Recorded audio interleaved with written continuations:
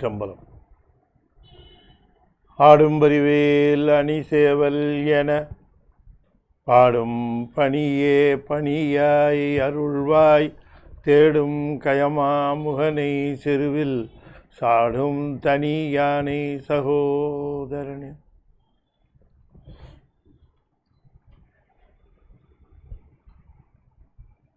திருச்சிற்றம்பலம். சக்கரவர்த்தி தவராச யோகி எனும் மிக்க திருமூலனருள் மேவுநாள் என்னாலும். திருச்சிற்றம்பலம்.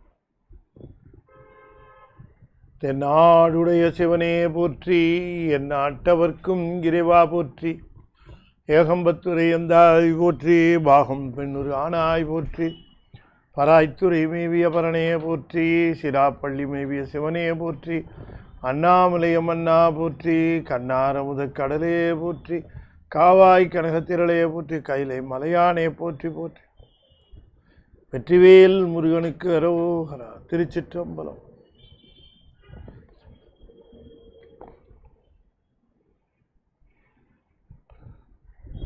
அண்ட சராசரங்களுக்கெல்லாம் அதிபதியாக விளங்கக்கூடிய முருகப்பெருமானுடைய ஒப்பற்ற பெருங்கருணையினாலே சென்னை ஐசிஎஃப் கமலநாத சங்கம் மிகச் சிறப்பாக நிகழ்த்தி கொண்டிருக்கக்கூடிய திருமந்திர ஞான வெள்ளியில் 9ஆம் தந்திரத்திலே தோத்திரம் என்கிற பகுதியை தொடர்ந்து சிந்திப்பதற்கு திருவருள் கூட்டியிருக்கு. தோத்திர பகுதியை 9ஆம் தந்திரத்திலே நிறைவாக வைத்து தோத்திரம் என்பதனை சிவபெருமானுக்கு எவ்வாறு செய்ய வேண்டும் என்று பல செய்திகளை அடுக்கி கூறுகிறார். அவர் குறிப்பிடுகின்ற அந்த செய்திகளின் அடிப்படையிலே பார்த்தால் பிற்காலத்திலே பக்தி இயக்கம் அவ்வாறு தான் வளர்ந்திருக்கிறது.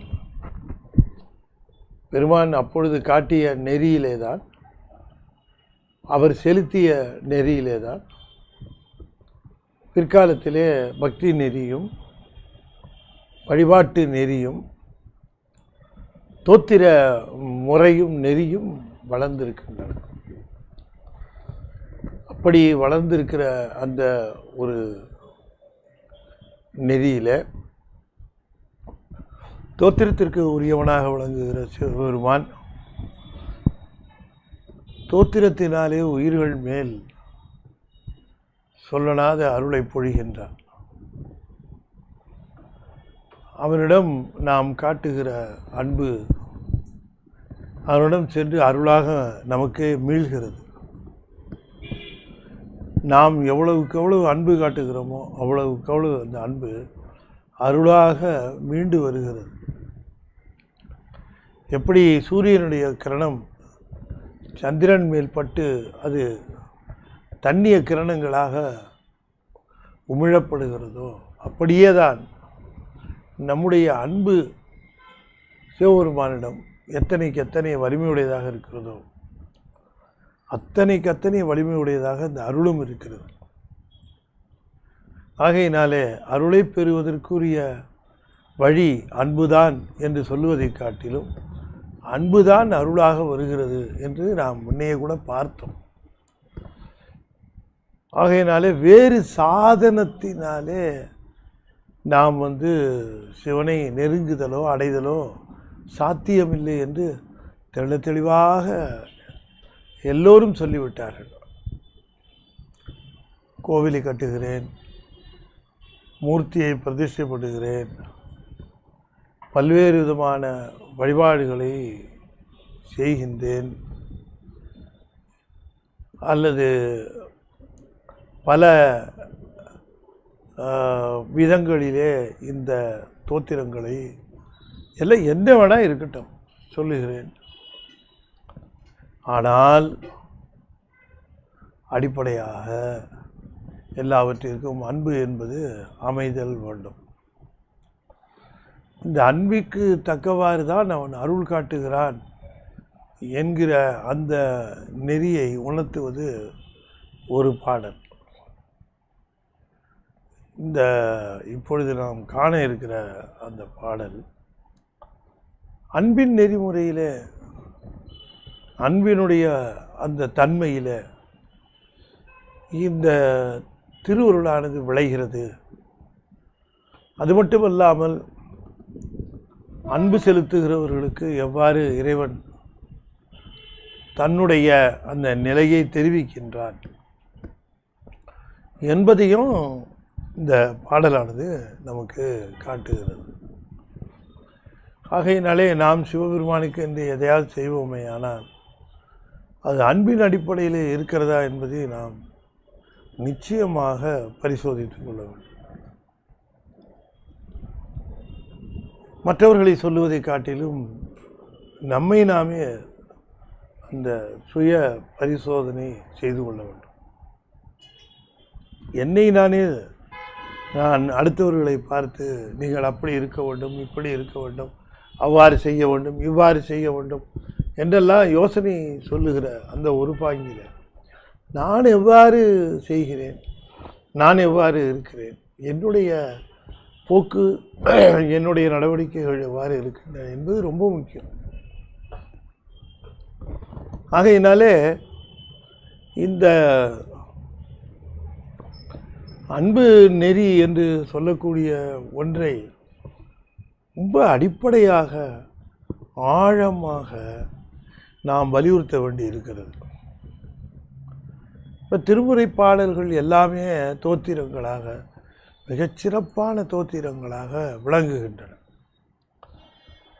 அந்த தோத்திரங்களை நாம் ஆய்ந்து பார்த்தோம் என்று சொன்னால் அவை முழுமையுமே ஈசனுக்காக அர்ப்பணிக்கப்பட்டு அவரிடம் நாம் முழுமையாக சரணடைய வேண்டும் என்கிற செய்தியை சொல்லி, எக்காலத்திலும் எந்த செயலுக்கும் நமக்கு சுதந்திரமில்லை என்கிற செய்தியை எடுத்து சொல்லி, நம்முடைய அத்தனை செயல்களுக்கும் அத்தனை விதமான நம்முடைய நடவடிக்கைகளுக்கும் ஈசனுடைய பெருந்துணை இருப்பதை உணர்ந்து கொண்டே இருக்க வேண்டும் என்பதையும் தான் இந்த திருமுறைகள் எல்லாம் நமக்கு போதிக்கின்றன.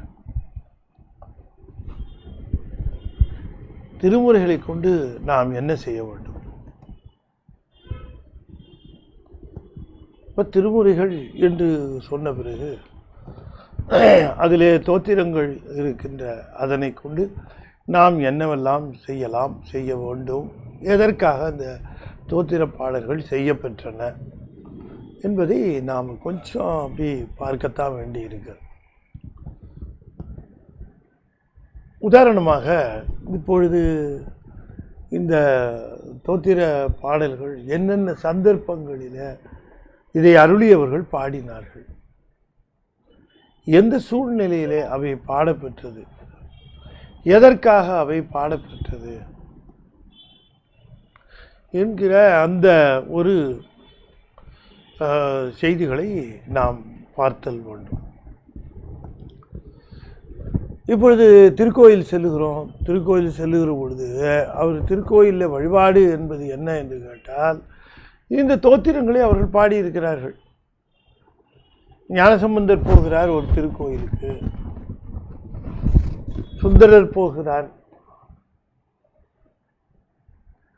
அப்புறம் நம்ம அப்பர் சுவாமிகள் போகிறார்.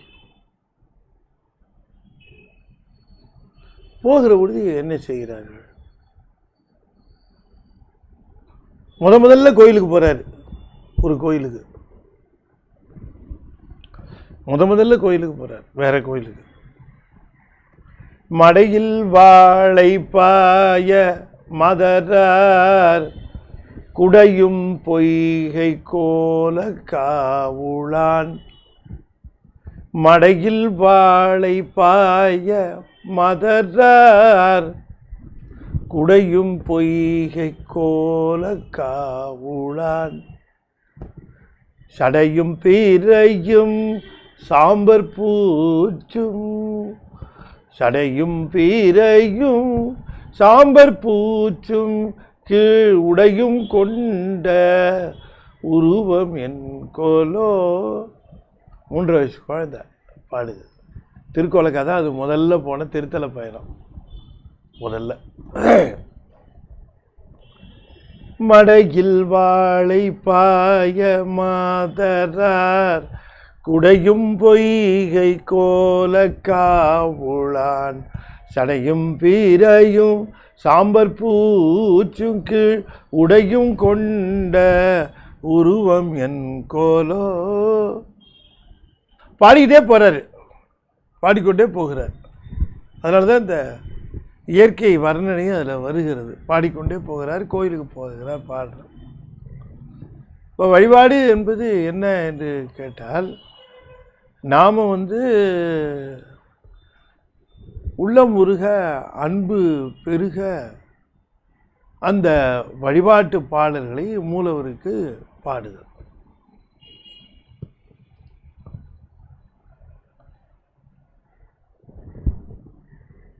இதை ஒரு செய்தியாக நாம் பார்க்கிறோம். போகிற பொழுது மாதர் பிறை கண்ணியானே மலையான் மகளோடும் பாடி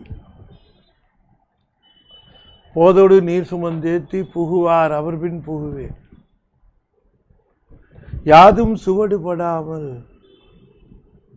ஐயார் அடைகின்ற போது காதல் மடப்பிடியும் களிரும் வருவன கண்டேன். கண்டேன் அவர் திருப்பாதம் கண்டறியாதன கண்டேன். கண்டேன் அவர் திருப்பாதம் கண்டறியாதன கண்டேன்.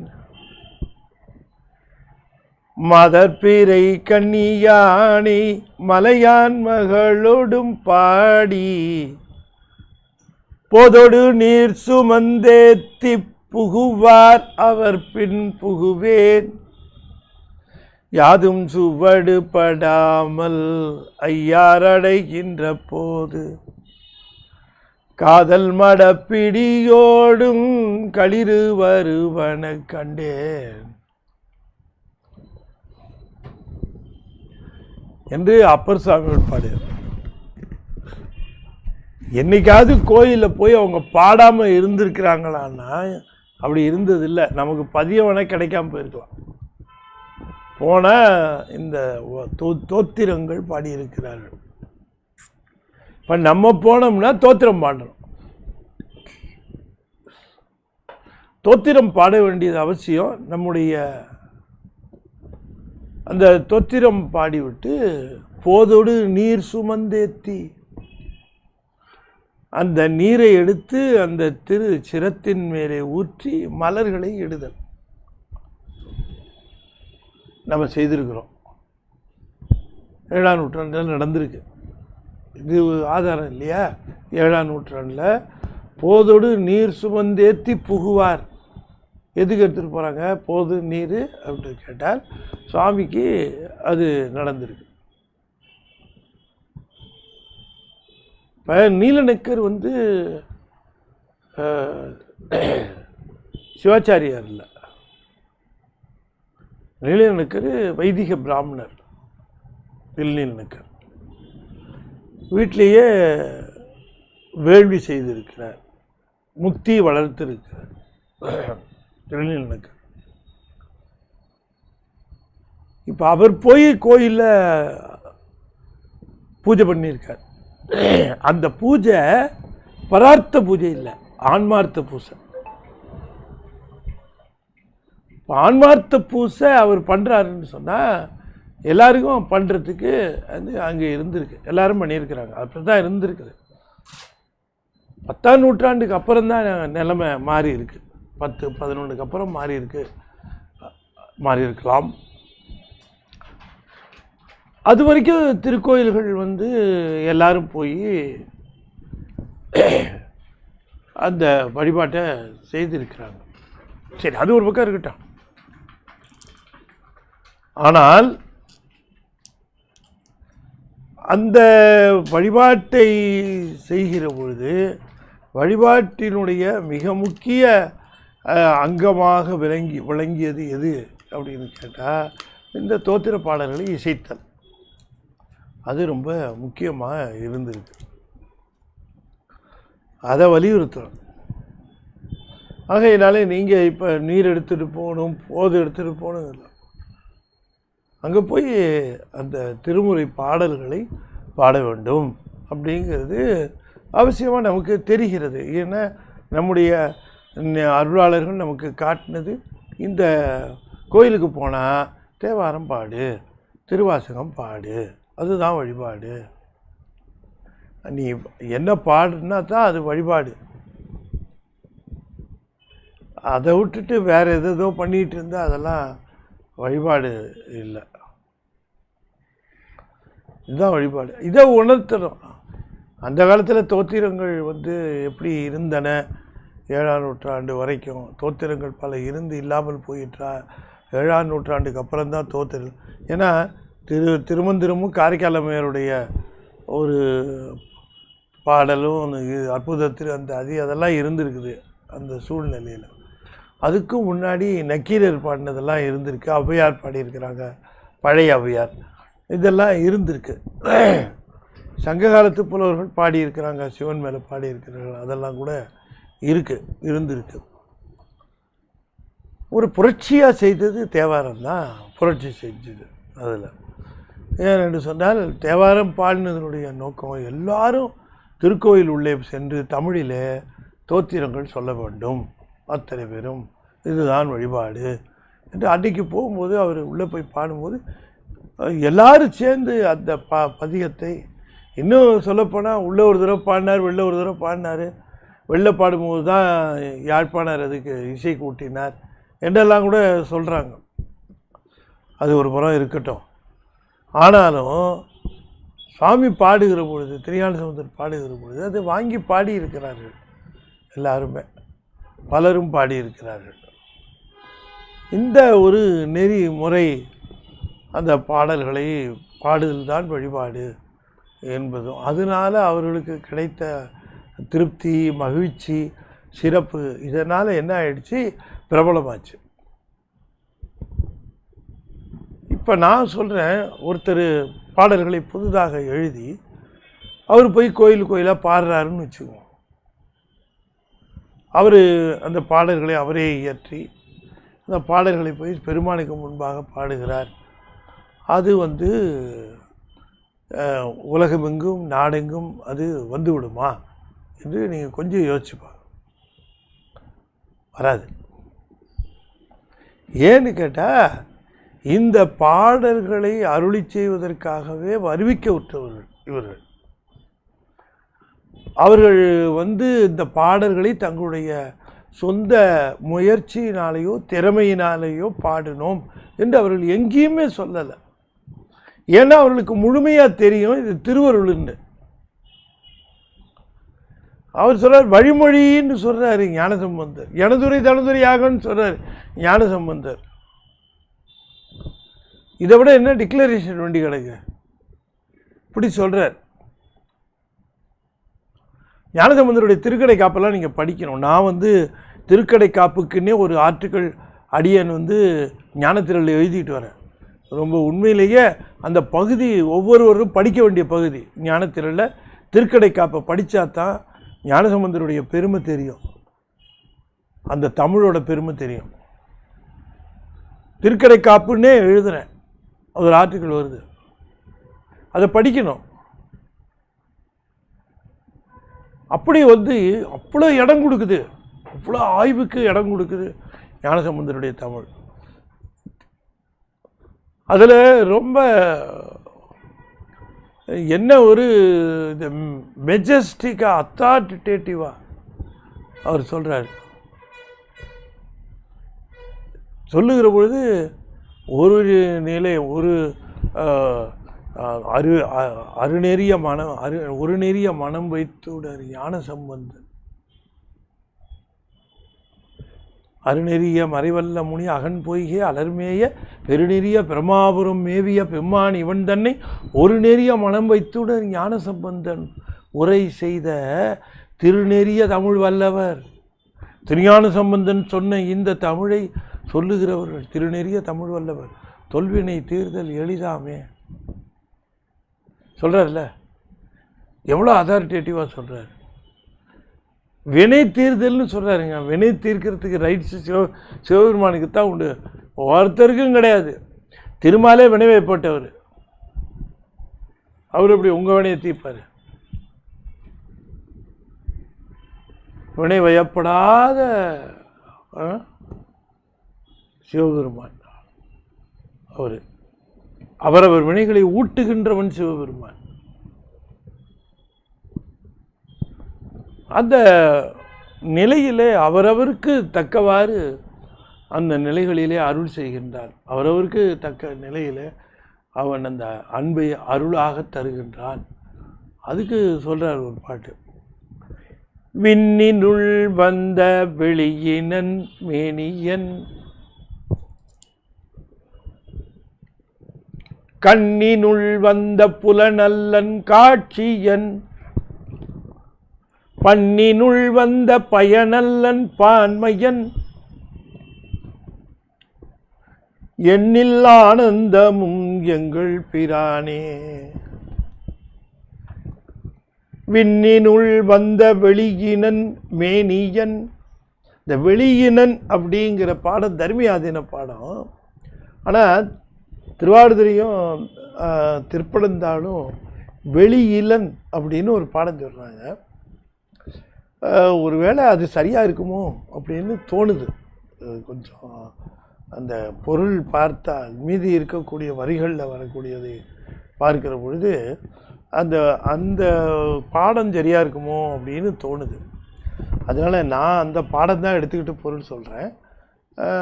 அருணை வடிவாளர்லாம் இந்த பாடம் தான் எடுத்திருக்கிறாரு, வெளியினன் தான் எடுத்திருக்கிறாரு. ஆனால் வெளியிலன் அப்படின்னு எடுத்து சொன்னால் கொஞ்சம் சரியாக இருக்குமோ, ஏன்னா புலநல்லன் பயனல்லன்னு பின்னால் சொல்லுகிறார். அதில் வெளியினல்லன் அல்லது வெளியினல் அப்படின்றது சரியாக இருக்கும் அப்படின்னு நினைக்கிறேன். அதனால் வெளியினங்கிறது தப்புன்னு சொல்லவில்லை, அதை விட சிறந்த பாடமாக இருக்குமோ அப்படின்னு ஒரு தோணுது. அதனால் வெளியிலன்னு வச்சு பாட்டு நம்ம பார்ப்போம். விண்ணினுள் வந்த வெளியிலன் மேனியன், கண்ணினுள் வந்த புலனல்லன் காட்சியன். வந்துருச்சு வெளியிலண்டு. பண்ணினுள் வந்த பயனல்லன் பான்மையன், எண்ணிலானந்தமும் எங்கள் பிரானே. சிவபெருமானுக்கு உருவமா அருவமா அருவுருவமா? ஐயா, அவர் அருள் செய்கிற விதம் உருவத்திலையா அருவத்திலையா அருவுருவத்திலையா? எவ்வாறு அருள் செய்கின்றார் ஒருவருக்கு என்று கேட்கிற பொழுது இந்த கேள்விக்கு பதில் சொல்லுகிறார் நம்முடைய திருமூலர். ரொம்ப அருமையாக பதில் சொல்லுகிறார். விண்ணினுள் வந்த வெளியிலன். விண்ணில் இருக்கக்கூடிய வெளிக்கு என்னப்பா உருவம்? அருவம் இல்லையா? அருவ நிலை. அந்த வெளிங்கிறது ஆகாசம். அந்த விண்ணினுள் வந்த என்று சொன்னால் பஞ்சபூதங்களாக இருக்கக்கூடிய விண், அந்த விண் என்று சொல்லக்கூடிய வெளி என்று சொல்லக்கூடிய அந்த நிலை, அது அருவநிலை. அந்த அருவநிலையான்னு கேட்டால் அது அல்ல, அவன் அருவம் கிடையாது. அவன் அருவநிலை உடையவன் அல்லன். அப்படின்னா உருவ நிலையா? கண்ணினுள் வந்த புலனல்லன். கண்ணிற்கு தெரிகின்ற காட்சி அந்த புலப்படுகின்றவனா? கண்ணிற்கு புலப்படுகின்றவனா? உருவமுடையவனா? இல்லை, அப்படியும் சொல்ல முடியாது. அருவமும் இல்லை உருவமும் இல்லைன்னு சொல்றார். அருவமும் இல்லை உருவமும். அருவமும் உருவமும் அவருக்கு இல்லைன்னு சொன்னேனே தவிர அவர் அருவமும் உருவமும் எடுக்க முடியாதவன்னு நான் சொல்லலை. என்ன சாமி, அருவம் இல்லை உருவம்ங்கிறியா, எடுக்க முடியாதவர் இல்லைப்பா. உருவமாகவே நினச்சி வருந்தி வணங்குகிறவனுக்கு அவர் உருவமாக வராமல் வேற என்னவா இருந்தாலும் அவனை திருப்திப்படுத்த முடியாது. அவன் உருவத்தையே நினச்சிக்கிட்டு அதுலேயே அன்பு அதிகமாக செலுத்திக்கிட்டு இருக்கிறான். அவன் அன்பு அபரிமிதமாக இருக்குது, ஆனால் உருவத்துக்கு மேலே செலுத்துகிறான், உருவம்னு நினச்சி செலுத்துகிறான், உருவத்தை வழிபாடு செய்கிறான், உருவங்கிறான். அவருக்கு உருவம் கிடையாது, ஆனால் அதுக்காக இவன் அன்பு அதிகமாக இருக்க, அதை எப்படி விடுறது? அதனால் அவனுக்கு திருப்பி தர வேண்டிய அருளை காட்சியாக கொடுத்து அருள் செய்கிறார். அதனால் உருவமுடையவன். கண்ணினுள் வந்த புலன் அல்லன், ஆனால் காட்சி. கண்ணிற்கு தெரிகின்ற உருவத்தை உடையவன் அல்ல, அவன் உருவமுடையவன் என்று சொல்ல முடியாது. ஜெனரல் ரூல் சொல்ல முடியாது. அவனுக்கு உருவம் உண்டான்னு கேட்டால் இல்லைன்னு தான் சொல்லுவேன். அவன் அருவமானவனான்னு கேட்டால் இல்லைன்னு தான் சொல்லுவேன். அப்போ உருவம் இல்லாதவன்னு சொன்னால் அப்போ அவனுக்கு உருவமே கிடையாது. இல்லைப்பா, உருவம் கிடையாது அவனுக்கு. ஆனால் அன்பு அதிகமாகி அந்த உருவத்தை அது வழிபாடு செய்து அந்த உருவ நிலையில் வழிபாடு செய்கிறார் ஒருவர் என்று சொன்னால் அவருக்கு அந்த காட்சி தான். பலரும் சிவலிங்கத்தை கனவுல பார்க்கிறார்கள். இங்கே பொறுத்த வரைக்கும் சிவலிங்கம் என்பது உருவம்ங்கிறத விட உருவம் தான். அது கண்ணினால் காணப்படுவது, அவ்வளோதான். உருவங்கிறது அதனுடைய கான்செப்ட், தத்துவம். ஆனால் காணப்படக்கூடிய ஒரு உருவம் அது அதற்கென்று ஒரு தனி வடிவம் இருக்கு. அந்த தனி வடிவம் அது ஒரு பீடத்தின் மேலே ஒரு பானமாக விளங்குகிற ஒரு தனி வடிவம். இந்த தனி வடிவமாக இருக்கிற பொழுது அது ஒரு காட்சி. அதன் மேலே சொல்லனாத அன்பு பூண்டு விளங்குகிற மார்க்கண்டேயருக்கு எப்படி விளங்கினார்? நீ சொல்லு. அந்த சிவலிங்கத்தின் மேலே அன்பு பூண்டு உருவத்தினாலேயே அதனை நினைந்து வடிவத்திலேயே வழிபட்ட அவனுக்கு உருவ நிலையில் தாக்கினார். யமனை காலால் உதைச்சார். செய்தாரா இல்லையா? காட்சியன் தருவார். அன்பிற்கு தகுந்தவாறு தான் அது நிகழ்கிறதே தவிர இவருக்கு உருவந்தான் அருவந்தான் சொல்ல முடியாது. அங்கே என்ன அவருக்கு அங்கே அந்த அன்பு நிலை நிகழ்கிறதுங்கிறத பொறுத்து தான் அது அமைகிறது. ஆர்வமானவனா என்று கேட்டால் சிலர் உணர்விலேயே காண வேண்டும் என்று விரும்புவார்கள். அந்த உணர்வு என்பது அங்கே இருக்கிறான், அந்த இடத்துல இருக்கிறான் என்பதை அருவ நிலையிலே உணர்த்துவார் அவர்களுக்கு. பல சமயங்களில் பல இடங்களில் போகிறவர்கள் தன் கூடவே அவர் வருவதையும் தன் கூடவே இருப்பதையும் உணர்கிறார்கள் அருவ நிலையில். அவன் அருவம் நிலையிலே இல்லாதவன் என்ன தான் உணர வேண்டும், தன் கூட இருப்பதாக உணர வேண்டும், தன் கூடவே இருக்க வேண்டும் என்று அன்பு அதிகமாக செலுத்துகிறவனுக்கு அந்த அருவ நிலையிலே விளங்குகிறவன். எனவே வெளியிலன், ஆனால் அந்த அருவ மேனியும் உடையவன், அருவ மேனியன். யார் எவ்வாறு அன்பு செலுத்துகிறார்களோ அந்த அன்புக்கு தகுந்தவாறு அந்த நிலை. பெருமானே, நீ எப்பொழுது என் கூட இருக்க வேண்டும், நான் உன் கூட எப்பவுமே இருக்க வேண்டும் என்று சொல்லுகிற பொழுது கூடவே இருக்கிற உணர்வை தருகிறார். அதற்கான குறியீடுகளையும் வழங்குகிறார். பெருமான் கூட இருக்கிறத எத்தனையோ பேர் அனுபவித்திருக்கிறார்கள், எத்தனையோ பேர் அனுபவித்திருக்கிறார்கள். எத்தனையோ நிகழ்வுகள் நிகழ்ந்திருக்கிறது. அந்த உணர்வு சிவலிங்கத்தின் மேலே சொல்லனாத அன்பு பூண்டார் கண்ணப்பர். அவருடைய உணர்வுக்கு தகுந்தவாறு அவர் அங்கேயே இருந்தார். உணவை மறைத்தார். கண்ணப்பர் வைத்த உணவை எல்லாம் மறைத்தார். சாமி இருக்கிறார், சாப்பிட்றாருன்னு நினைச்சார் அவர். உணர்வுக்கு உறுதி நிலையில விளங்குவதுதான் அருவ நிலை. அருவம் என்று சொல்லுகிற பொழுது அவன் அருவமாக இருப்பான் என்று சொன்னால் எந்த வடிவமோ அல்லது எந்த விதமோ இல்லாமலே கூட இருக்கிறத உணர்வோம். நமக்கு இன்னும் பல பேர் அந்த நிலையை உணர்ந்திருக்கிறார்கள். தலையை வருடுவது போலவும் முதுகை தடவி கொடுப்பது போலவும் என்றெல்லாம் உணர்ந்திருக்கிறார்கள் பல அருளாளர்கள். எத்தனையோ விதமான அனுபவங்கள் பெற்றிருக்கிறார்கள். அருவநிலை உணர்வுக்கு பெயர் போனது அருவநிலை. அருவம்னா எப்படி உணர்றது, எப்படி தெரிஞ்சுக்கிறது? கண்ணால் காண முடியாது, எப்படி தெரிந்து கொள்வது என்று சொல்லுகிற பொழுதுதான் உணர்வு பூர்வமாக.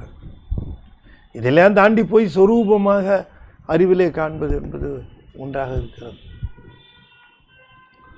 ஆகையினாலே தன் கூடவே இருப்பதை உணர்கிறார்கள். இங்கே இருக்கிறார் சாமி, இங்கே கேட்கிறார், இங்கே நாம் பேசி கொண்டிருப்பதை கேட்கிறார், அதை ஆமோதிக்கிறார்.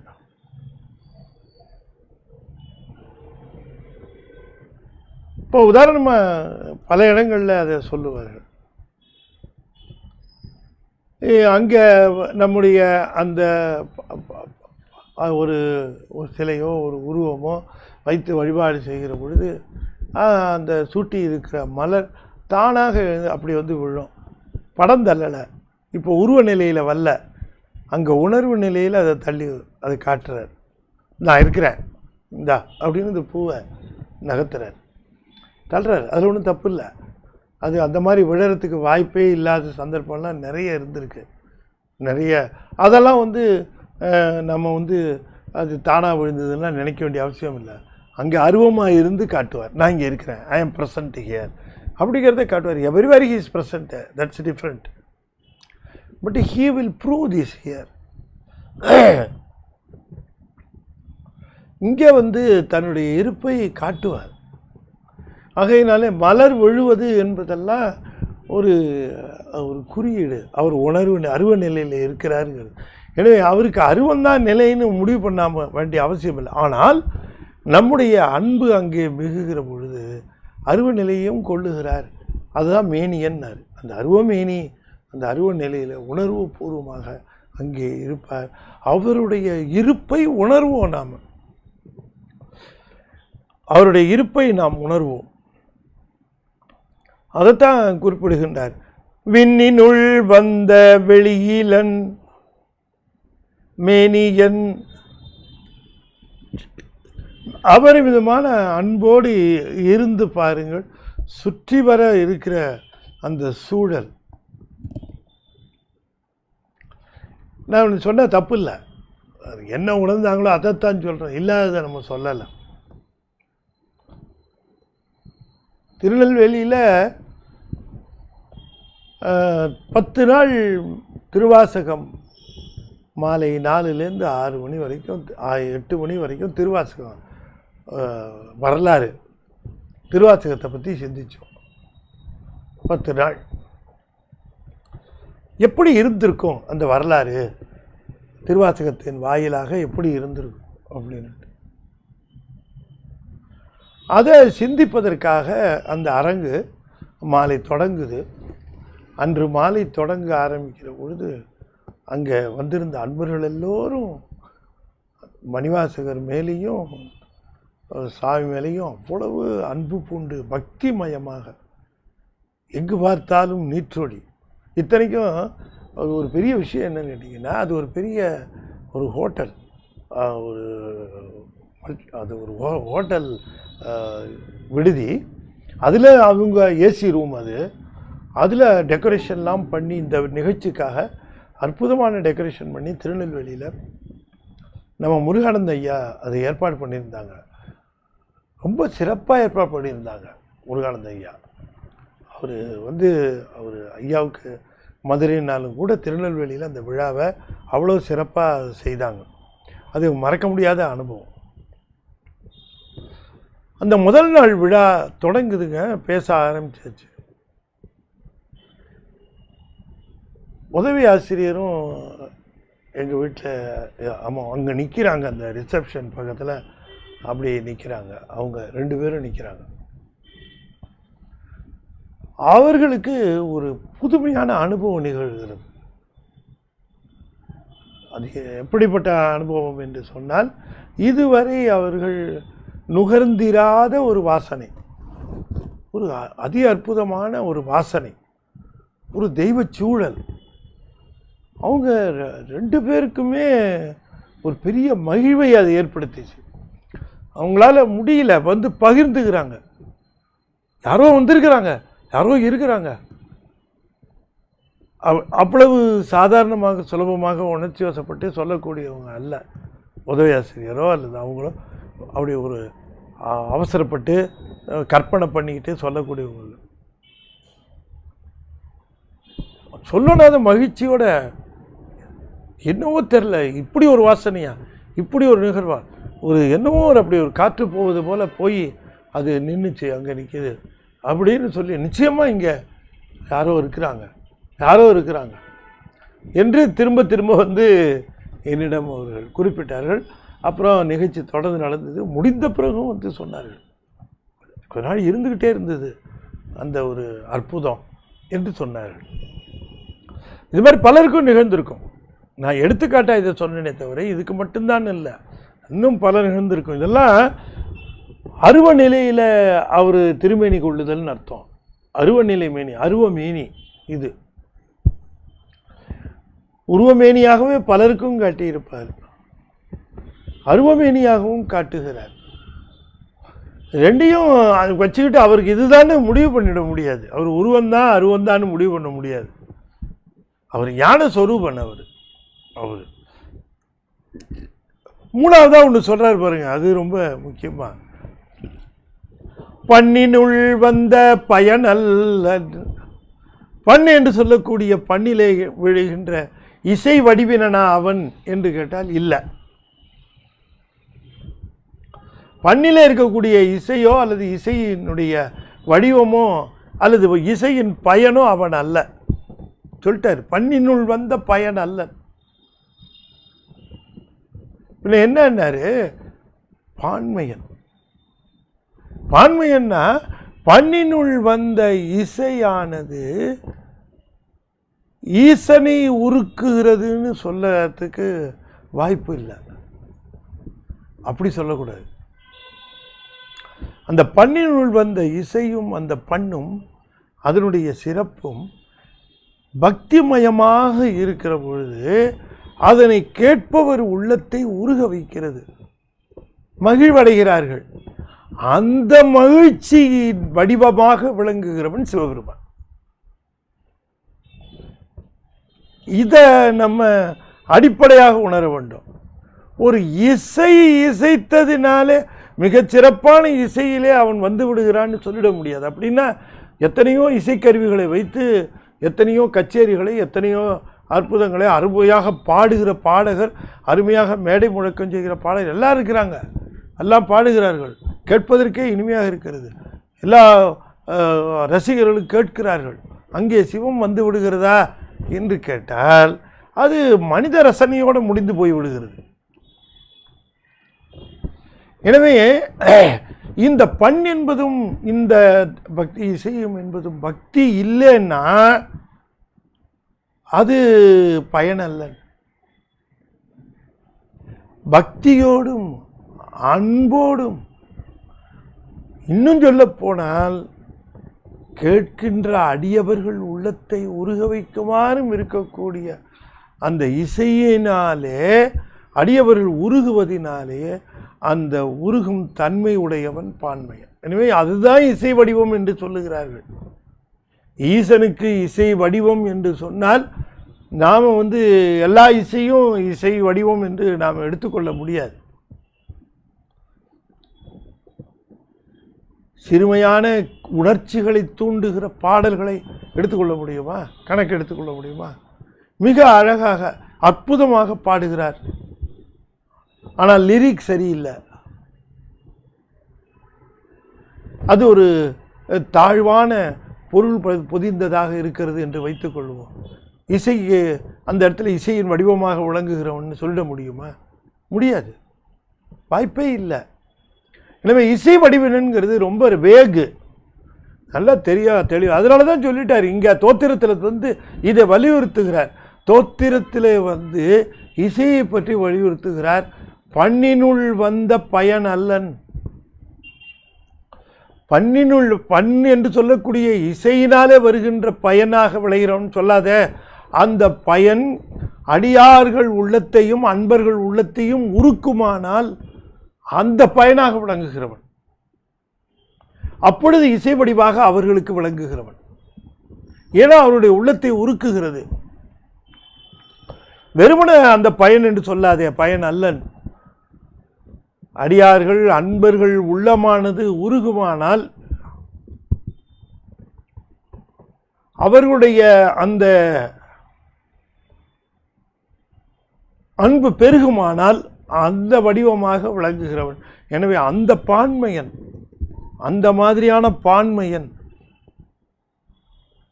என்று சொல்லுகிற பொழுது அதனுடைய உண்மை தன்மையை நாம் உணர வேண்டும். பண்ணினுள் வந்த பயனல்லன் பான்மையன் என்னில் ஆனந்தமும் எங்கள் பிரானே. என்னில் ஆனந்தமும் எங்கள் பிரானே. என்னில் ஆனந்தம் என்று சொல்லுகிற பொழுது அளவுக்கு உட்படாத ஆனந்தம். இந்த ஆனந்த வடிவமும் அவனுக்கு ஒரு வடிவம். அளவுக்குட்படாத ஆனந்த வடிவம் தான் அவனுடைய உண்மையான வடிவம். ஏன் அப்படின்னு கேட்டா, அவன் விண்ணினுள் வந்த வெளியிலன், ஆனால் அந்த அருவ நிலையிலே உணர்வை ஏற்படுத்துகிறான். நமக்கு விளைவது என்ன? ஆனந்தம். கண்ணினுள் வந்த புலனல்லன் காட்சிப்படுகிறான். நமக்கு ஏற்படுவது என்ன? ஆனந்தம். பண்ணினுள் வந்த பயன் அல்லன், வெறும் இசையினுடைய பயனாக விளங்குகிறவன் அல்ல. அந்த இசையானது பக்தியை தூண்டி கிளர்ச்சி ஏற்படுத்தி சிவபெருமான் மேல அன்பு மிகுமாறு செய்து கண்களிலே கண்ணீர் பெருகுமாறு செய்கின்ற அந்த இசை வடிவாக இருக்கின்ற நிலையிலே அந்த ஆனந்தத்தை விளைவிக்கின்றான். எனவே அவனுக்கு உருவமா அருவமா இசையா என்ன வடிவம் என்று கேட்டால் அவனுடைய வடிவம் ஆனந்த வடிவம். எந்த வடிவத்திலே இருந்தாலும் ஆனந்தம் வழங்குவான். எந்த வடிவத்திலே இருந்தாலும் ஆனந்தம் வழங்குவான். அது அளவுக்கு உட்பட்ட ஆனந்தம். ஆனால் உண்மையிலேயே அவனை அந்த நிலையிலே, அவனை கடந்த நிலையிலே, சொரூப நிலையிலே அவனை அனுபவிக்கிற பொழுது எண்ணில் ஆனந்தம். எண்ணில் அளவுக்கு உட்படாத ஆனந்தம். அளவுக்கு உட்பட்ட ஆனந்தமாக இங்கே விளங்குகிறவன் அளவுக்கு உட்படாத ஆனந்தமாக விளங்குகிறான். இதுதான் எங்கள் பிரான் நிலை என்று குறிப்பிடுகிறான். எனவே இந்த பிரானுடைய தோத்திர பகுதியிலே அந்த தோத்திரத்தினுடைய பயனாக விளைவது எது என்று கேட்டால் ஆனந்தம். ஈசனை வழிபட்டால் என்ன கிடைக்கும் என்று கேட்டால் ஆனந்தம் கிடைக்கும். இதைத்தான் சொல்லணும். சாமியை வழிபட்டால் என்ன கிடைக்கும்? சிவனை வழிபட்டால் என்ன கிடைக்கும்? ஆனந்தம் கிடைக்கும். வேறு எதுலேயும் அது கிடைக்காது. அந்த ஆனந்தம் வேறு எதுலேயும் கிடைக்காது. வேறு எதுலாம் ஆனந்தம்னு சொல்கிறோம். அது பேர் ஆனந்தம்னு சொல்லுவாங்க. அது பேர் ஆனந்தம் இல்லை. அது ஆனந்தம் அல்ல. இன்பம் துன்பத்தை தரும். அது கூடவே வரும் அது. ஆனால் இது துன்பம் கலவாத இன்பம். என்னாலும் இன்பமே துன்பம் இல்லை என்று சொல்லுகிற அந்த இன்பம். எண்ணில் ஆனந்தமும் எங்கள் பிரானே. எண்ணில் ஆனந்தமும். எண்ணில் ஆனந்தமும் அந்த உண்மை போட்டார் இல்லையா, அந்த உண்மை தான் அது. இறந்தது தழிய எச்ச உண்மை. என்ன இறந்தது தழிய எச்ச உண்மை அப்படின்னு கேட்டால், அவர் மேனியனாக வந்த பொழுதும் காட்சியனாக இருந்த பொழுதும் பான்மையனாக இருந்த பொழுதும் ஆனந்தம் கொடுத்தார். அது அளவுக்குட்பட்ட ஆனந்தம். இப்போ அளவுக்கு உட்படாத ஆனந்தமும் கொடுப்பார். அப்போ அளவுக்கு உட்படுகிற ஆனந்தமும் தருவார். ஒரு மலர் விழுவது என்ன ஒரு ஆனந்தம், மகிழ்ச்சி. என்ன நமக்கு கொடுத்துட்டாங்க, யார் என்ன நமக்கு செஞ்சுட்டாங்க, யார் நமக்கு சாப்பிட கொடுத்துட்டாங்க, யார் நம்மளை புகழ்ந்துட்டாங்க, அல்லது யார் நமக்கு என்ன செய்துட்டாங்க, எதுக்காக மகிழ்ச்சி வரணும், அதை பார்த்தவொன்னே ஒரு மகிழ்ச்சி, ஆனந்தம். அது உண்மையான ஆனந்தம். அந்த ஆனந்தம்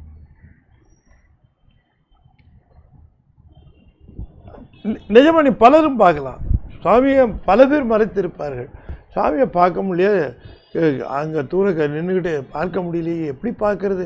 இப்படி பார்க்கறதுக்கு வாய்ப்பு இல்லாமல் இருக்க, நம்மளும் இந்த மாதிரியான சூழ்நிலையில் இருக்கோமே, சுவாமியே இப்படி பார்ப்பேன். ஒரு நொடியில் அத்தனை பேரும் விலகுவாங்க. ரொம்ப சாதாரணமாக ஒரு காட்சி, ரொம்ப ரொம்ப சாதாரணமாக இருக்கிற மாதிரி தெரியும், ஆனால் அசாதாரணமான காட்சி. அந்த ஒரு நொடி அத்தனையும் விலகி அத்தனையான காட்சியை கொடுத்து அந்த தீபாராதனையோட ஒரு காட்சியை டக்குனு எல்லாம் திரும்ப மூடிடும். சாதாரண தெரியும்.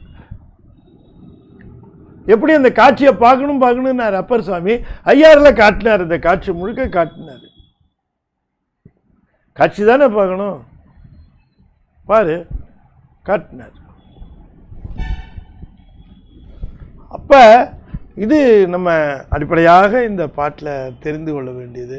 அவன் காட்சிக்கு உரியவன் என்னும் சொல்ல முடியாது, காட்சிக்கு உரிய உருவநிலை உடையவனும் சொல்ல முடியாது, அருவநிலை உடையவனும் சொல்ல முடியாது. ஆனால் அவர் அன்பிற்கு தக்கவாறு அவன். சில பேருக்கு அந்த இசையை கேட்குற பொழுது கண்களில் கண்ணீர் பெருகி தலையை ஆட்டி அடாடாடா ஆனந்தமயமாகிடுவாங்க. அவங்களுக்கு இசை வடிவாக விளங்குகிறான். அவனுக்கு இசை வடிவம் மட்டும்தான் உண்டான இல்லை, வெறும் இசையில் வடிவமாக இல்லை, அவன் இவங்கக்கிட்ட இசை வடிவமாக இருக்கிறான் இல்லையா? எத்தனை தடவை அந்த பாடல்களை கேட்கிற பொழுது தன்னை மறந்து அந்த பாடல்களில் லயித்து போய் அதனுடைய ஏன் என்ன காரணம்? அந்த இசைக்கு உருகிய சிவனுடைய அன்புக்கு உருகி,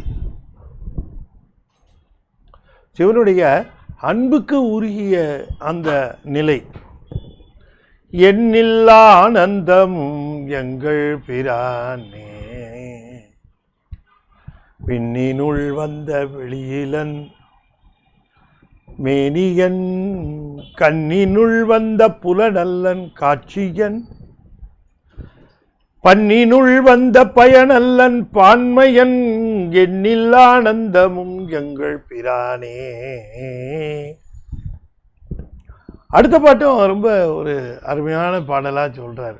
பாடல் 37. உத்தமன் எங்கும் முகக்கும் பெருங்கடல், உத்தமன் எங்கும் முகக்கும் பெருங்கடல், நித்திலச் சோதிகன் நீலக்கருமையன், உத்தமன் எங்கும் முகக்கும் பெருங்கடல், நித்திலச் சோதியன் நீலக்கருமையன், எத்தனை காலமும் எண்ணுவர் ஈசனை சித்தர் அமரர்கள் தேர்ந்தறியாரே, சித்தர் அறியாரே அமரர்கள் தேர்ந்தறியாரே. போட்டு உடைக்கிறார். அவரை போய் சித்தர்னு சொல்லலாமா? திருமூலரை போய் சித்தர்னு சொல்லுவது எந்த விதத்தில் பொருந்தும்? அவர் சித்தர் தேர்ந்தறியாரேங்கிறார். என்ன அடிப்படை உண்மைன்னு பார்க்கணும்.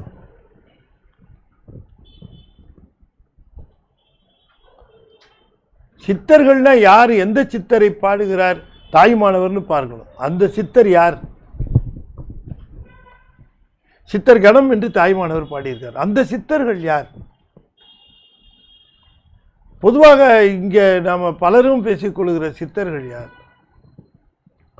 வாய்க்கு வந்த மாதிரிலாம் பாட்டை எழுதி என்னென்னவோ பாட்டாக இருக்கும். அது பாட்டுக்கு அந்த பாடல்கள் எல்லாம் எப்படி, என்ன யாப்பு, என்ன அது கருத்து, என்ன தெளிவு, அதெல்லாம் ஒன்றுமே இல்லாமல் அந்த பாடலை வச்சு சித்தர் பாடினது, அவர் பாடினது, இவர் பாடினது, அட்டர் கன்ஃபியூஷன். திருமுறைகளில் ஈடுபாடு இருக்கிற ரொம்ப கவனமாக இருக்கணும். குறி மாறக்கூடாது, கடிவாளம் கட்டுற மாதிரி இருக்கணும். சைவ சித்தாந்த அடிப்படையில் விளங்குகிற நூல்கள் மட்டும்தான் சித்தாந்த சைவருக்கு உரியது. அதை விட்டுட்டு கண்ட பாட்டெல்லாம் எடுத்து வச்சுக்கிட்டு அந்த பாட்டுக்கு அர்த்தம், இந்த பாட்டுக்கு அர்த்தம், இதுக்கு பொருள், அதுக்கு பொருள் என்றெல்லாம் பார்த்து காலத்தை போக்கிடக்கூடாது. காலம் உண்டாகவே காதல் செய்து உய்மை. நமக்கு தெள்ள தெளிவாக இருக்குது சிலபஸ்ஸு. எவ்வளோ அழகாக நம்பியாண்டார் நம்பி கரெக்டாக 12 திருமுறைகள் வகுத்து கொடுத்துட்டு அதுக்கு பேசிக்காக கிராமர் 14. இந்த மாதிரி சிஸ்டம் எங்கே இருக்குது? யார் எந்த மதத்துக்கும் சமயத்துக்கும் இல்லைங்க. நமக்கு அவ்வளோ ப்ரிஸ்கிரைப்டாக இருக்குது. நீங்கள் பின்னால் வந்தவங்க எல்லாத்தையும் பார்த்தீங்கன்னா தாய்மானவராக இருக்கட்டும், குமரகுருபராக இருக்கட்டும், அருணகிரிநாதராக இருக்கட்டும், யாராக இருக்கட்டும், இந்த சிலபஸ் உள்ளுக்குள்ளே தான் இருக்கும். பார்த்தீங்கன்னா உத்தமன் மேலே ஒருத்தரும் கிடையாது. அவனுக்கு உத்தமன் என்று சொன்னால் மேலானவன் அர்த்தம். உத்தமன், மத்தியமன், அதமன். உத்தமன் ஒருத்தன் தான், மத்தியமன் நிறையா இருப்பாங்க. யாவருக்கும் பராபரன் பேர். உத்தமன்னா பராபரன், மேலானவர்களுக்கெல்லாம் மேலானவன். எங்கும் முகக்கும் பெருங்கடல். எங்கும் முகக்கும் பெருங்கடல். கடல்னா நீங்கள் கடலுக்கு போய் தானே முகக்கணும். நீ எங்கே கடலுக்கு போய் கடலில் முகந்துட்டு வேணா இருந்த இடத்துலையே முகக்கலாம். அந்த கடல் இங்கேயும் இருக்குது. எப்படி சொல்லியிருக்காரு பாருங்க. இது பெருங்கடல், ஆனால் உக்கிட்டேயே நிற்கிற கடல். நீ முகக்கிறதுனா இங்கேயே முகந்துக்கலாம். எங்கும் முகக்கும் இந்த இடத்துல தான் இருக்குன்னு சொல்ல முடியாது. இந்த கடலுக்கு எல்லை கிடையாது. இன்பக்கடல், கருணை கடல். கருணை, அவ்வளோ கருணை. எங்கேயோ போய் தான் அதை முகக்கணுமோன்னு நினைக்க வேண்டாம். கைலாயம் போய் தான் முகந்துட்டு வரணுமோ, காளஹஸ்தி போய் தான் முகந்துட்டு வரணுமோ? இருந்த இடத்துலையே முகக்கலாம். அது சிவபெருமான் ஒருவன்ட்ட தான் பாசிபிள். இங்கேயே நீங்கள் பாருங்கள், திருஞான சம்பந்தர் பாடுவார். இங்கே இருக்கிற திருவான்மியூர் கோயிலுக்கு போயிட்டு பாடுவார். அப்பர் பாடுவார். அந்த பெருமானை பாடுகிற பொழுது, முப்புறங்களே எரித்தவனே, ராவணனை மலையின் கீழ் அடர்த்தியவனே, காமனை கண்ணால் எரித்தவனே, எல்லாம் பாடுறாங்க. இவனா எரிச்சா அங்கெங்கேயோ இருக்கிறவன் கைலாயத்தில் இருக்கணும் இல்லை, இங்கே இருக்கவன் தான் எரிச்சான்னா அங்கே இருக்கிறவன் தான் இங்கே இருக்கிறான்னு சொல்கிறாரு. இவன் தான் எல்லாம். அப்போ இவனை இங்கேயே பார்த்துடலாம், இங்கேயே அவனை அனுபவிச்சுக்கலாம். அங்கே போனால் தப்பு இல்லை, ஆனால் இங்கேயே கிடைக்குது பாரு. எங்கும் முகக்கும் பெருங்கடல். சிவகுமார் சொல்லலை, திருமூலர் சொல்கிற ஞாபகத்தில் வச்சுக்கணும். எங்கும் முகக்கும் பெருங்கடல். அது கைலாய பெருங்கடல் தான், கைலாய பெருங்கடல். ஆனால் காஞ்சிபுரத்திலே முகக்கலாம், திருவொற்றியூர்லேயே முகக்கலாம் இந்த கடலை. சார் திருவொற்றியூர், திருவான்மியூர், கபாலீஸ்வரர் எல்லாமே கடற்கரை ஓரமாக இருக்கிறவங்க சார் அப்படின்னு சொன்னால், ஊருக்கு நடுவில் இருக்கக்கூடிய விருத்தாச்சலத்திலையும் முகக்கலாம். உங்களுக்கு பக்கத்தில் ஏதாவது ஒருத்தர் கடவுள் முகக்கலாம். எங்கும் முகக்கும் பெருங்கடலாம். எந்த இடத்துலையும் அன்புக்கு இதோ என்று பதில் சொல்லுகிறவன், ஆனந்தத்தை தருகிறவன், கருணையை தருகிறவன். எல்லா இடங்களிலும் அவனுடைய கருணையை உணரலாம். நித்தில சோதி என். நித்திலம் என்றால் முத்து, முத்து போல ஒளி வீசக்கூடியவன். திருநீர் மேனி முழுவதும் திருநீர் பூசிக்கும். வெந்நீர் சன்னித்த மேனியன். ஆனால் அந்த வெண்மையெல்லாம் அந்த சமயத்தில் பார்த்தா கருமையாக இருக்கும். காரணம், அவன் வீட்டுக்காரமாக கண்ணங்கரேன்னு இருப்பான். அதனால் இவன் கருப்பாக தெரிவான். நீல கருமையன். இந்த நீலக்கருமையன்னு வச்சுட்டு சில சமயம் சிவபெருமானையே நீல வண்ணத்தில் போடுறாங்க. நீல வண்ணத்திலேயே சிவபெருமான படம் போடுறவங்களும் உண்டு. திருமூலர் சொல்கிறாரு, நீல கருமையன் என்று சொல்லுவது அம்பாளை ஒரு பாகத்திலே அவள் கருநிறம் படைத்தவள். அவள் நிறம் இவனுக்கும் அந்த நிறம்தான். அதனால் நீல நிறத்திலே விளங்கக்கூடிய கருமையன் நித்தில சோதியன். அப்படின்னா அருள் நிலையிலேயும் ஆற்றல் நிலையிலேயும் விளங்கக்கூடியவன் அவன். எத்தனை காலமும் எண்ணுவர் சித்தர் அமரர்கள் ஈசனை. எத்தனையோ காலம் நினச்சிக்கிட்டு தான் இருக்கிறாங்க, வழிபாடு செய்கிறாங்க. அமரர்கள் கணக்கில்லாத காலம் வேண்டுகிறார்கள், கணக்கில்லாத காலம் தவம் இருக்கிறார்கள். சித்தர்களும் அப்படித்தான் பல்வேறு விதமான எண்வகை சித்திகளை பெறுகிறார்கள். எண்வகை சித்திகளையும் பெற்று பல்வேறு விதமாக அவர்கள் தங்களுடைய அந்த அற்புதங்களை எல்லாம் காட்டுகிறார்கள். அவர்கள் மக்களோடு பழகுவதே இல்லை, மக்களோடு தொடர்பு கிடையாது, அவர்களுக்கு தள்ளிதான் இருப்பாங்க. ஆனால் திருஞான சம்பந்தர், திருநாவுக்கரசர், சுந்தரர், மணிவாசகர் எல்லாம் அந்த அடியார் திருக்கூட்டத்தை விட்டு நகர மாட்டாங்க, சுற்றி எப்போ அங்கே கூடவே. இந்த வேறுபாடு தெரிந்து கொள்ள வேண்டும். அன்பெனும் சங்கிலியால் பிணிக்கப்பட்டு அந்த திருக்கூட்டம், அதனால தான் திருக்கூட்டத்தை பாடினார். சித்தர்களுக்கு திருக்கூட்டத்துக்கு என்ன சம்பந்தம் சொல்லுங்க?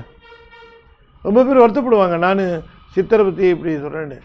நான் சொல்லலை, இது சொல்லியிருக்காரு, திருமூலர் சொல்லியிருக்காரு. வேணால் நீங்கள் அதுக்கு வேறு ஏதாவது அர்த்தம் எழுதுறதுன்னா எழுதுங்க. சித்தர்கள் தேர்ந்தறியாருன்னாரு. ஏன் சொன்னார் அப்படி? அது அப்படி ஏன் சொன்னார் என்று நாம் கவடுற்ற சித்தர் சற்சமய பிரமத்தர் நல் கடவுள் பிரதிஷ்டை பற்பலவாக கருதி பெயர் குறித்து ஒரு வர்க்கம் ஈட்டு. சர்வீஸ் சித்தர்கள்ட்ட எதிர்பார்க்க முடியுமான்னு கேட்குறேன். எல்லா உயிர்களும் உய்ய வேண்டும், எல்லாத்தையும் கூட்டிகிட்டு போயிட்டார் திருஞான சம்பந்தர் இல்லையா? அந்த மாதிரி அந்த சர்வீஸ், அந்த அடியார்களோடு சேர்ந்து இருக்கக்கூடிய தன்மை. எத்தனை காலமும் எண்ணுவர், எத்தனை காலம் நினைக்கிறாங்கப்பா, எத்தனை காலம் தவம் இருக்கிறாங்க, எத்தனை காலம் அவர்கள் செய்யக்கூடிய தவத்தினுடைய கால கணக்கு சொல்லவே முடியாது. பல ஆண்டுகளாக தவம், பல வருடங்களாக தவம், பல யுகங்களாக தவம்னு எல்லாம் தவம். ஆனாலும் கூட சிவபெருமானை அவர்கள் தேர்ந்தறியார், அவர்களை உணர மாட்டார்கள். அவர்கள் சிவபெருமானுடைய அந்த அற்புதங்களையெல்லாம் வியப்பாக சொல்லுவார்கள், அதெல்லாம் வியந்து போற்றுவார்கள். ஆனால் அறியார். இத்தனை காலம் இவ்வளவு நாள் பண்ணாங்களே, 6 நாள் தான் ஒருத்தர், ஜஸ்ட் 6 days முடிஞ்சிச்சு. 6 days, சரி, அது ரொம்ப ஷார்ட்டாக இருக்கு. சரி, just 2 days, 2 years, just 2 years. சுந்தரமுத்துசாமி 14 to 16 இல்லை 16 to 18, 2 வருஷம். சரி, ஜஸ்ட் 14 years, 3லேருந்து 16 வரைக்கும் ஞானசம்பந்தர். அப்பர் சுவாமி ஜஸ்ட் 4 years, 74 to 78 முடிஞ்சிருச்சு. 74 வந்தார், 72, 74, 78 முடிஞ்சிருச்சு. 4 வருஷம். எத்தனை வருஷமாக இந்த அமரர்கள் தவம் பண்ணுறது? அமரருடைய வருஷம் கணக்கே கிடையாது. நம்முடைய வருஷம்லாம் அவங்களுக்கு நாள் கணக்கு தான். சித்தர்களுக்கு வருஷ ஆயுள் கணக்கே கிடையாது. அத்தனை ஆண்டுகள் வாழ்கிறார்கள். வாழ்ந்து என்ன பண்ணுறது? இவங்கெல்லாம் போய் ஒன்றா சேர்ந்துட்டாங்க. சித்தர் சேர்ந்ததா சொல்ல முடியாது, தெரிந்து கொண்டே தான் இருக்கிறார்கள். நான் சொல்கிறது யோசனை பண்ணி சொல்லுங்கள், பாருங்கள். நீங்கள் எக்காலத்திலும் திருமூலரை சித்தர்னு சொல்லக்கூடாது. சித்தர்களை நம்ம பாடலை, திருத்தொண்ட தொகையில் இருக்கிறது சித்தர்கள் அல்ல, அடியார்கள். அதை புரிந்து கொள்ள வேண்டும். திருத்தொண்ட தொகையின் அடிப்படையில் தான் பெரிய புராணம். அப்படி இருக்கும்போது திருமூலர் அதில் எங்கேருந்து வந்தார்? சித்தர்னா. இந்த கூத்துக்கு இன்னும் சில புத்தகம்லாம் பார்த்தேன். காரைக்கால் அம்மையார் சித்தர், இந்த ஊரில் இருக்க எல்லாரையும் சித்தர், ஔவையார் சித்தர், எல்லாரையும் சித்தர். இதெல்லாத்த விட பெரிய பீக்கு முருகரையே சித்தர்ன்ட்டான். அதெல்லாம் அறியாமை. அதனால் அது என்னன்னு தெளிவு தெரிஞ்சுக்கணும், தெளிவாக இருக்கணும், நம்ம கொள்கையில் தெளிவாக இருக்கணும். அதுக்கு திருமூலர் தான். சித்தர் அமரர்கள் எத்தனை காலம் எண்ணுவர் ஈசனை சேர்ந்தார் யார்? இவர்கள் எத்தனை காலம் ஈசனை எண்ணினார்கள்? இந்த சித்தர் அவர்கள் தேர்ந்து அறியாரே. தேர்ந்து அறியவர்கள் யார்? அடியார்கள் மட்டும்தான். ஏன்னா அவங்களுக்கு அன்பை தவிர வேறு எதுவும் தெரியாது. அன்பு அன்பு அன்பு அன்பு அன்பு என்று அன்பையே செலுத்தி அந்த அன்பு நிலையிலே அவர்கள் தேர்ந்து அறிவார். தேர்ந்தென்றால் தெளித்து. அறிதல் என்பது இவர்கள் எல்லாம் அறிந்து கொள்ளவில்லை என்று சொல்ல முடியாது. தேர்ந்தறிதல் யார் என்று சொன்னால், எங்கும் முகுக்கும் பெருங்கடலாக இருக்கக்கூடிய பெருமானை அன்புடைய அடியார்களே தேர்ந்து அறிவார் என்று அதில் குறிப்பிடுகிறார் என்று சொல்லி இன்றைய தினம் இந்த 2 பாடல்களை நாம் சிந்தித்தோம். தொடர்ந்து நாளையும் நாம் சந்திப்போம், தொடர்ந்து சிந்திப்போம். அருமுக சிவன் ஸ்ரீமத் பாம்பன் சுவாமியுடைய வரலாறு எழுதியிருக்கிறேன். ஞானத்திரள் பத்திரிகையில் எழுதி வந்தது, புத்தக வடிவில் வெளிவந்திருக்கு. 328 பக்கம் எழுதியிருக்கிறேன். அவசியம் நீங்கள் வாங்கி படிக்கணும். ராஜாங்க சமயம் வெளிவந்துருச்சு. 2 பதிப்பு வெளியில் வரல. இப்போ மூணாவது 2 பதிப்பு தீர்ந்து போச்சு. 3வது பதிப்பு வெளிவந்திருக்கு. அவசியம் வாங்கி நீங்கள் படிக்கணும். திருஞான சம்பந்தருடைய யூஎஸ்பி, திருநாவுக்கரசர் யூஎஸ்பி, அப்புறம் சிவஞான மாபாடியம், எல்லா பாடல்களுக்கும் விளக்கம். ஒவ்வொரு பாடலாக தேர்ந்தெடுத்து ஒவ்வொரு பாடலுக்கும் விளக்கம் சொல்லியிருக்கு. பெரிய புராணத்தின் அடிப்படையில் இந்த மாதிரி ஒரு கலெக்ஷன் கிடைக்கிறது கஷ்டம். வாங்கிக்கோங்க. அப்புறம் வழக்கம் போல் ஞானத்திரளுக்கு சப்ஸ்கிரைப் பண்ணுங்கள். மற்றவர்களையும் சப்ஸ்கிரைப் பண்ண ரெக்வஸ்ட் பண்ணுங்கள். இல்லை நீங்களே அவங்களுக்காக சப்ஸ்கிரைப் பண்ணி கொடுங்க. எப்படியோ வாசகர்கள் அதிகமாக வரணும் என்னுடைய வேண்டுகோள். அதில் வருகிற கட்டுரைகளுக்கு முடிந்தால் நீங்கள் உபகாரம் செய்யலாம். அதையும் சொல்லி வருகிற 25, 26 ஐயா திருத்தணி சுவாமிநாதன் ஐயா அவர்களுக்கு நம்முடைய கமலவிநாயகர் சத்சங்கம் ஞானத்திரளோடு இணைந்து ஒரு பாராட்டு விழா சென்னை ஐசிஎஃப் கமலவிநாயகர் சத்சங்கமானது சென்னை ஐசிஎஃப் வெங்கடேஸ்வரா மண்டபத்தில் நிகழ்த்துகிறது.